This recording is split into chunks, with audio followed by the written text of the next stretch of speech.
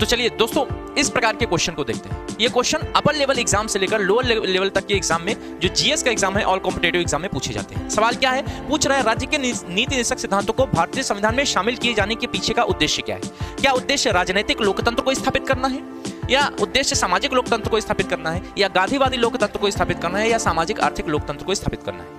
तो कई छात्र छात्राएं ऐसे हैं जो पढ़ते तो जरूर है लेकिन इसको शामिल किए जाने के पीछे के उद्देश्य को नहीं जान पाते। इसका राइट आंसर होगा सोशल इकोनॉमिक डेमोक्रेटिक इस्टेब्लिशमेंट, यानी इसको सामाजिक आर्थिक प्रजातंत्र को स्थापित करने की भावना से भारतीय संविधान में शामिल किए जाना इसका मुख्य उद्देश्य रहा है।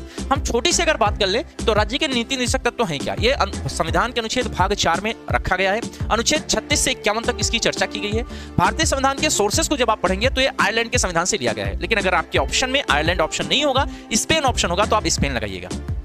ग्रेनविल ऑस्टिन जो भारतीय संविधान सभा का आलोचक रहा है, उसने राज्य के नीति निर्देशक तत्व को भारतीय संविधान की आत्मा कहा है। तो बाबा साहब भीमराव अम्बेडकर ने राज्य के नीति निर्देशक तत्वों को भारतीय संविधान की अनूठी विशेषता के रूप में कहा हुआ है। लेकिन अगर देखा जाए तो भारतीय संविधान की हृदय और आत्मा क्या है, बाबा साहब भीमराव अम्बेडकर ने अनुच्छेद 32 संवैधानिक उपचारों को कहा हुआ है। तो इस प्रकार के क्वेश्चन और इस प्रकार की जानकारियां आपको परीक्षा तंत्र के इस चैनल पर मिलती रहेंगी। बहुत बहुत धन्यवाद, थैंक यू।